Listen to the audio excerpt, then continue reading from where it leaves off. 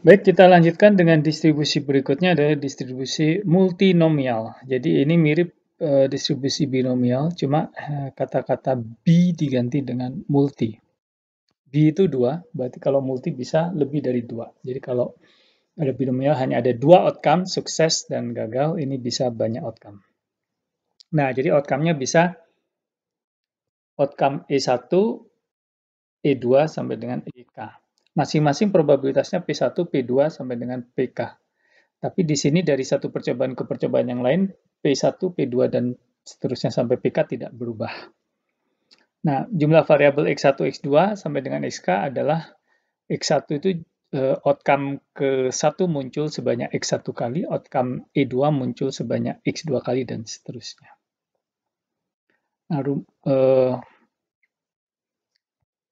Nah, rumusnya adalah seperti ini. Nah, jadi banyak sekali ya X-nya. Kalau binomial hanya ada 1X, P-nya juga hanya ada 1. Di sini P-nya ada banyak. Nah, di sini adalah ini semacam teori partisi ya. Dari N percobaan, X1 sukses, atau X1 outcome 1, X2 outcome 2, dan seterusnya. Tapi perhatikan di sini, kemudian dikali P probabilitas outcome 1 muncul, jumlah outcome 1, pangkat jumlah outcome 1 muncul. Probabilitas outcome 2 muncul, pangkat kejadian 2 muncul berapa kali. Perhatikan di sini harus terpenuhi syarat sigma xi harus sama dengan N. Ya, jadi outcome 1, X1 kali, outcome 2, X2 kali. Kalau dijumlah sampai outcome ke K itu harus sama dengan N. Dan probabilitasnya juga kalau dijumlah harus sama dengan. Jadi kalau di soal jumlahnya nggak sama dengan 1 ya, tinggal tambahkan saja outcome lain-lain dan probabilitas outcome lain-lain. Nah, ini contohnya adalah probabilitas seekor kucing melahirkan 3 ekor anak adalah 0,3, 4 ekor 0,5, dan 5 ekor adalah 0,2. Nah, berarti sini K-nya ada 3 outcome. 3 anak, 4 anak, dan 5 anak. Ini adalah P1, P2, cek P1 tambah P2 tambah P3 sama dengan 1. Oke ya.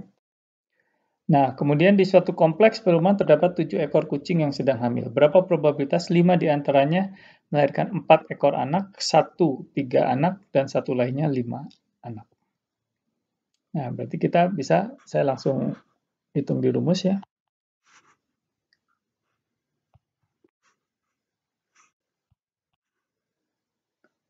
Mulai dari 3 saja dulu ya.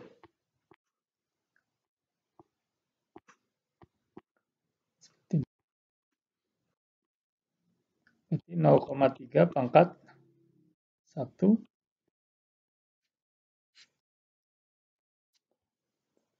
Ini 1 anak, 4, ini 3 anak, 4 anak, 5 anak. Probabilitasnya.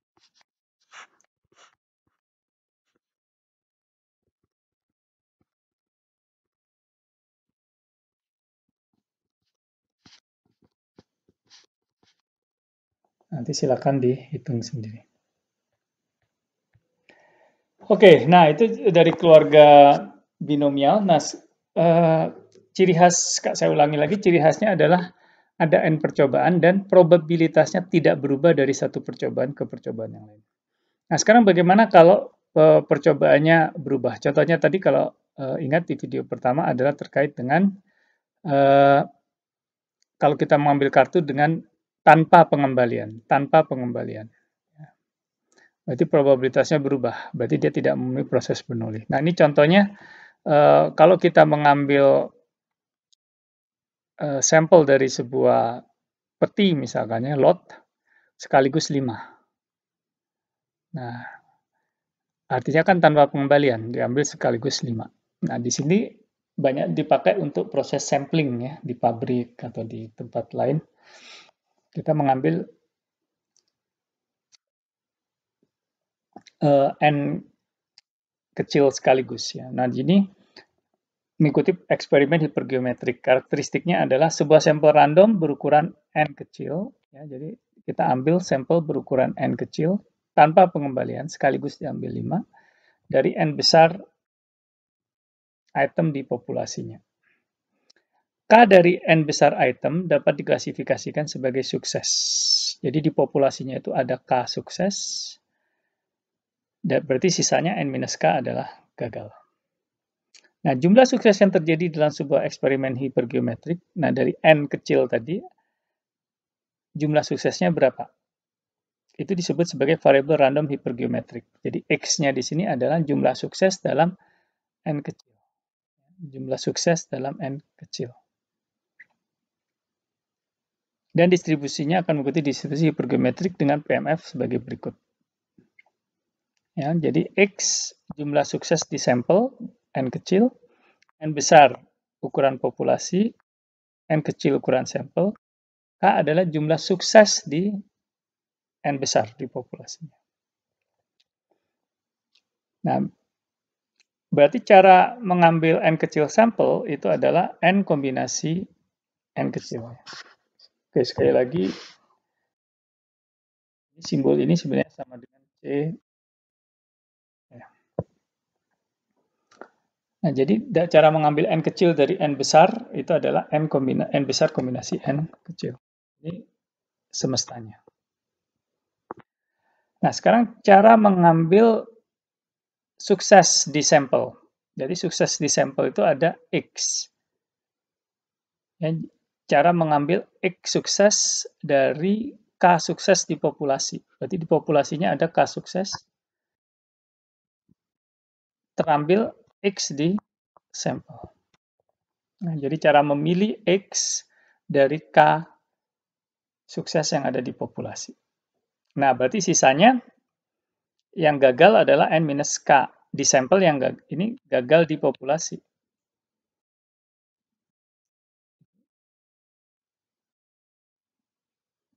Jadi cara mengambil gagal di sampel itu sebanyak N-X ya. N itu ukuran sampel, X-nya sukses, berarti sisanya N-X gagal. Berarti cara mengambil di populasi N besar minus K terambil gagalnya N-X. Ada berapa cara, yaitu N besar minus K kombinasi N kecil minus X. Berarti ini cara mengambil sukses dikali cara mengambil gagal. Masih ingat teori multiplikatif dibagi dengan semestanya. Itu adalah probabilitas terambil X sukses dari sampel berukuran N kecil. Berarti sisanya adalah gagal N-X. Perhatikan, ini kalau di jumlah yang atas, K ditambah N besar minus K kecil adalah N besar. Bahwa X ditambah N kecil minus X. Nah, ini harus sama. Kalau nggak sama berarti salah. Oke, contoh ya. Sebuah lot berisi 40 komponen akan ditolak seandainya dalam lot tersebut terdapat 3 atau lebih komponen yang rusak. Prosedur sampling yang ada adalah sebagai berikut. Ambil sampel 5 komponen secara random. Dan tolak lot tersebut seandainya ditemukan lebih dari satu komponen yang rusak. Berapa probabilitas suatu lot yang mengandung 3 komponen yang rusak akan ditolak? Bagaimana komentar Anda? Oke, berarti sebuah lot berisi 40 komponen. Akan ditolak seandainya dalam lot tersebut terdapat 3 atau lebih komponen yang rusak. Prosedur sampling yang ada adalah sebagai berikut. Ya. Ambil 5 komponen secara random. Sampel, berarti ini adalah N kecil. Diambil dari mana? Dari lot.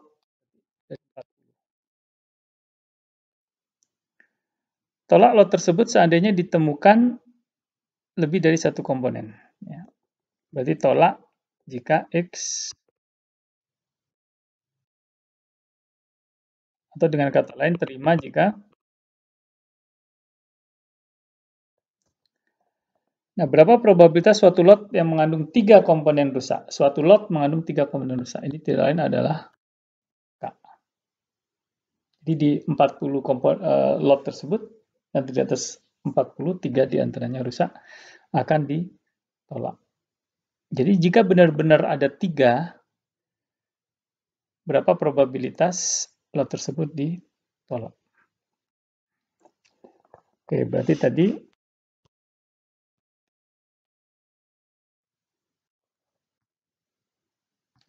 5 ya.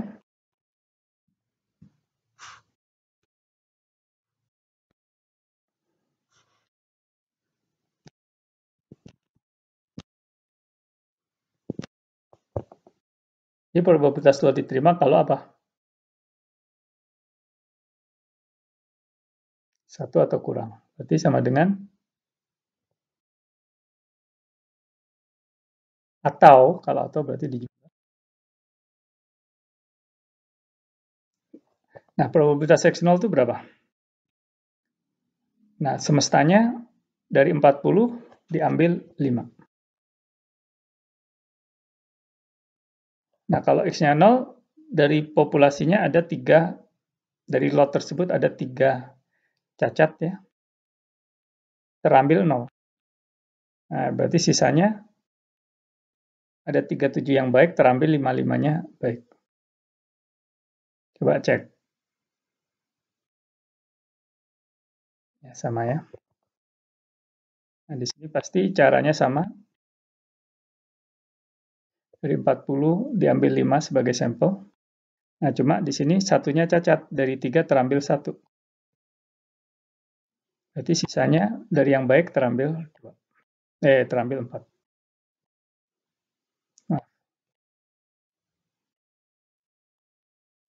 Nah, ini ada probabilitas lot diterima. Oke, silakan dihitung. Akan dapatnya A. Nah, tapi probabilitas lot ditolak 1 minus probabilitas diterima.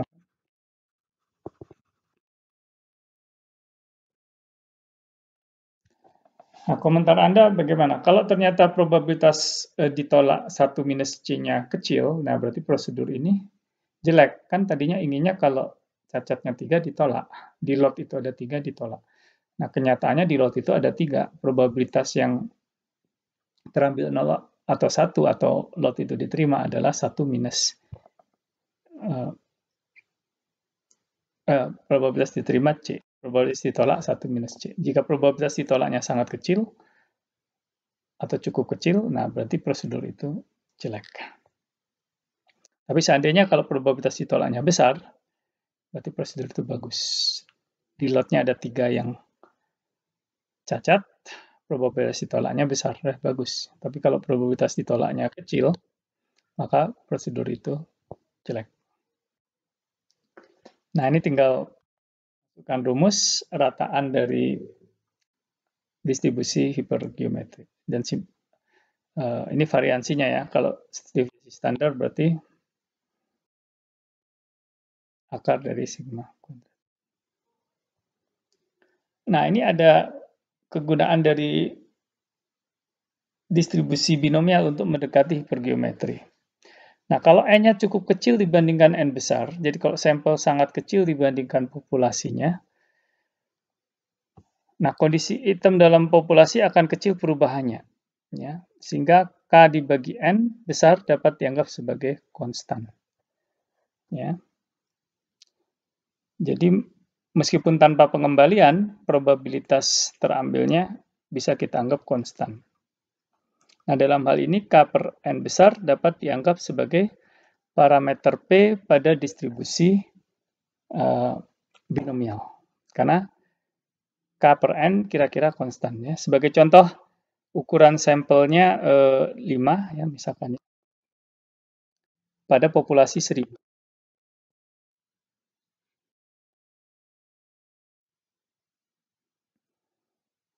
Ya.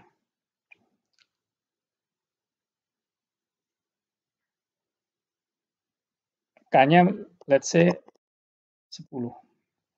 Nah, maka probabilitas ya K per N 10 per 1000. Nah, kalau kita ambil sampel ya 5 sampel ya. Sampel pertama ternyata sukses. Nah, berarti probabilitasnya K per N ya menjadi, maksud saya gagal ya berarti. Nah, jadi ini eh, tidak berubah, kurang lebih sama. Nah, jadi dalam hal ini K plus N dapat dianggap sebagai eh, konstan ya. Jadi contoh tadi pengambilan pertama kartu merah, pengambilan kedua kartu merah tanpa pengembalian beda kan?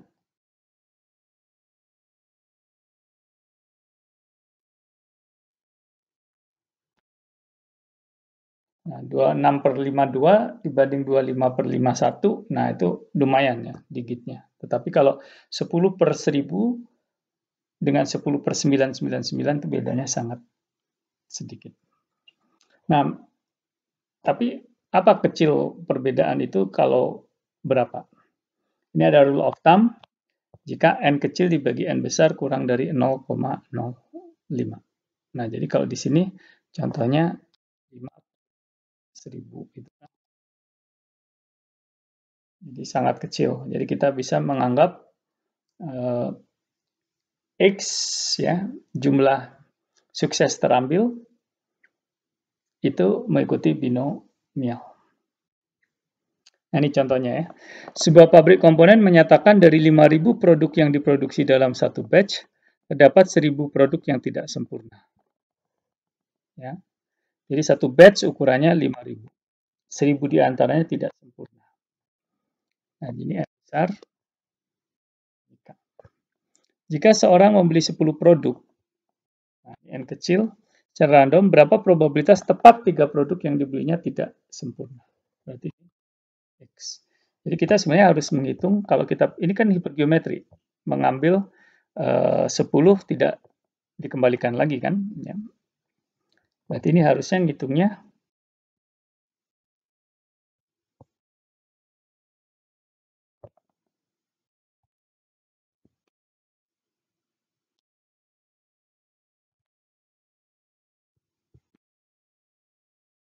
Nah, ini kebayang ya, faktorial, 1000 faktorial dan seterusnya ya. Nah, ini bisa didekati dengan binomial. Kita cek. N kecilnya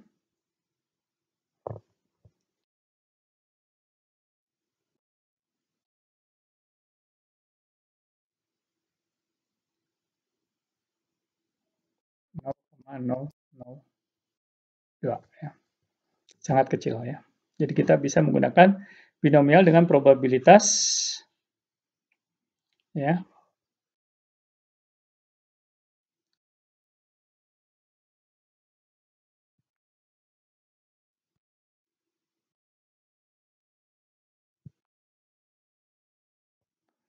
Nah, jadi bisa pakai binomial.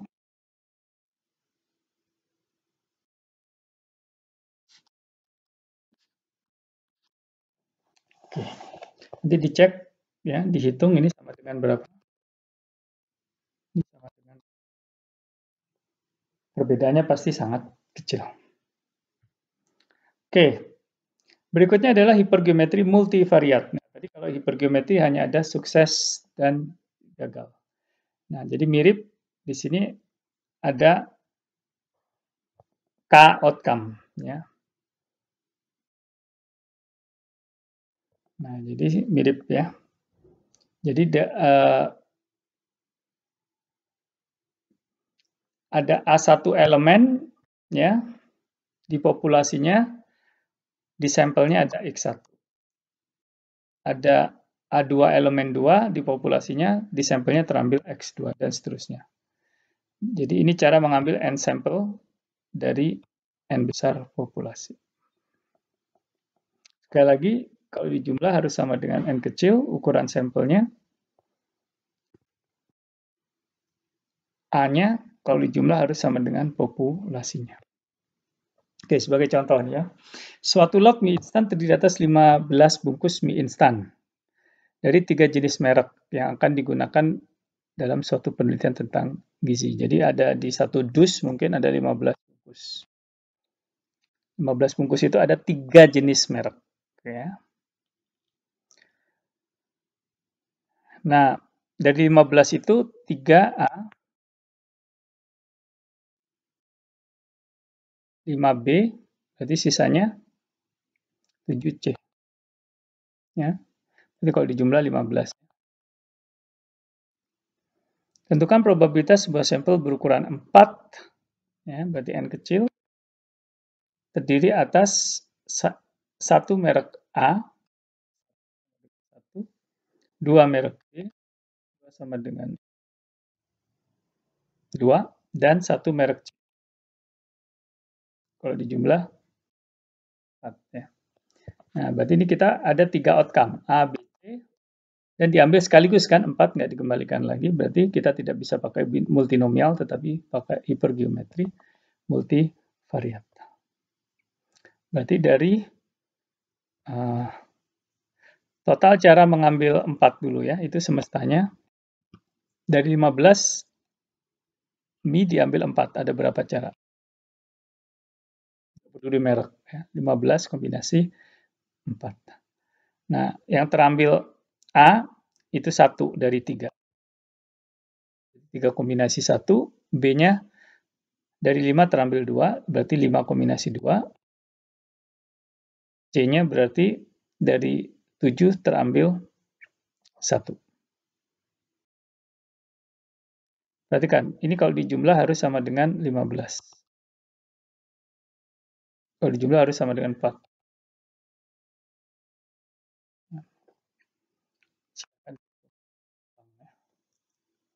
Nah, jadi kalau masih ingat di kuliah tentang counting, saya ingatkan bahwa counting itu persis penting dalam menghitung probabilitas. Oke, baik, akan kita lanjutkan dengan video berikutnya.